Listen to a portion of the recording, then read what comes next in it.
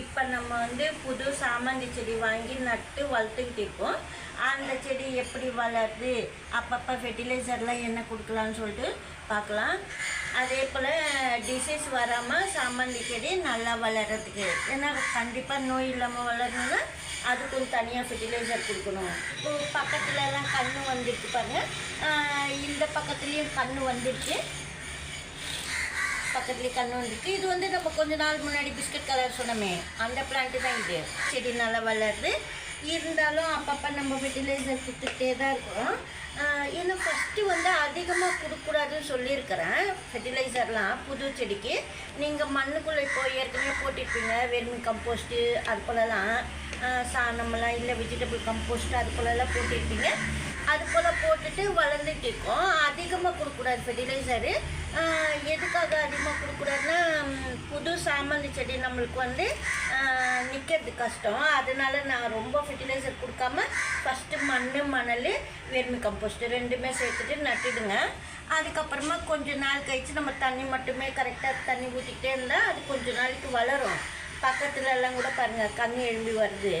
பரவாயில்ல, biscuit colour கூட நம்மக்கிட்ட நின்றுடுச்சு. ஃபஸ்ட்டெல்லாம் வாங்கினா வரல, இந்த வாட்டி நல்லாயிருக்கு. இருந்தாலும் லைட்டாக கருகள் இருக்குது.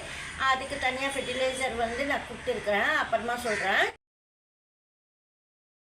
பூ பூக்கணும் அதுக்கு சொல்கிறேன். இந்த சாமந்தி கன்று பாருங்கள் எவ்வளோ நல்லா ஃப்ரெஷ்ஷாக வளருது. இது கம்போஸ்ட் மண்ணில் தான் நான் நட்டிருக்கிறேன். அதாவது கம்போஸ்ட் பண்ணிட்டு லைட்டாக சாயில் கொஞ்சமாக தான் சாயில் சேர்த்துருக்கேன், 1 ஸ்பூனு, அவ்வளோதான், ரொம்ப சேர்க்கல. ஃபுல்லாக கம்போஸ்ட் மண்ணு தான். இந்த மாதிரி கம்போஸ்ட் பண்ணி அப்படியே நடலாம்.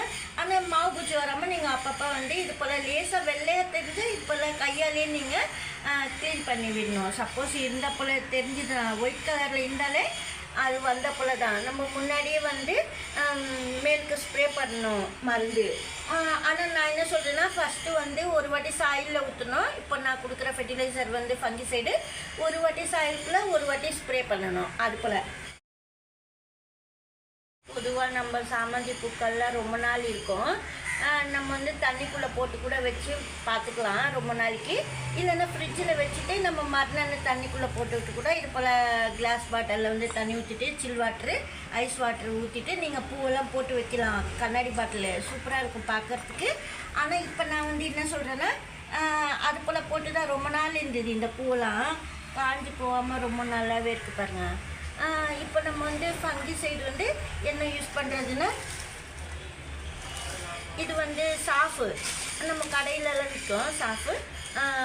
அதாவது நோய் இல்லாமல் வளர்கிறதுக்கு மருந்தெல்லாம் என்னால் ரெடி பண்ண முடியாதுன்னா நீங்கள் இது போல் வந்து விற்கும் சாஃபு, நீங்கள் அது போல் வாங்கி யூஸ் பண்ணிக்கலாம்.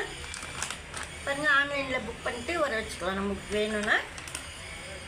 இப்போது எந்த அளவுக்கு இது போடுறதுன்னா, ஒரு 3 கிளாஸ் வாட்டருக்கு 1/4 ஸ்பூன் வந்து இந்த ஃபங்கிசைட் பவுடர் வந்து சாஃபு தண்ணியில் கலந்து செடிக்கலாம். சாமந்தி செடிக்கு இது போல் ஊற்றுறதுனால சாயிலுக்குள்ளே டிசீஸ் வராமல் இருக்கும். சாயிலுக்குள்ளே பொடி பூச்செல்லாம் வராது, நல்லா வளரும். இதே போல் இப்போ நான் சாயிலுக்குள்ளே ஊற்றுறேன். நான் 1 வீக் கழிச்சு மேலே ஸ்ப்ரே பண்ணிவிடுவேன். இப்போ இந்த 2 செடி ஊற்றிட்டு இன்னும் வேறு செடி சாமந்தி செடியெலாம் இருக்குது, அந்த செடிங்களுக்கெல்லாம் நான் ஊற்றிடுவேன். பாருங்கள், நல்லா கலந்துட்டு ஊற்றணும்.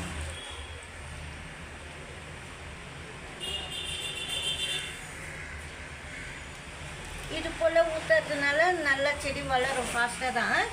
சின்ன சின்ன கட்டிங்ஸ் எல்லாம் எடுக்கிறீங்க பாருங்கள். இப்போது இது போலலாம் வந்து நீங்கள் வந்து ஃபங்கிசைட் வந்து சாஃப் வந்து தண்ணியில் கொஞ்சமாக போட்டு 3 கிளாஸ்க்கு நான் 1/4 ஸ்பூன் தான் போட்டிருக்கேன் பவுடரு. இது போல் கலந்துட்டு செடிக்கு மேலே கூட ஸ்ப்ரே பண்ணலாம்.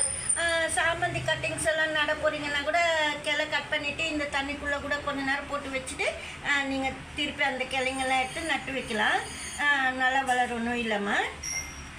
இந்த வீடியோவில் தான் பிடிச்சிருந்தா லைக் பண்ணுங்கள். நன்றி, தேங்க்யூ.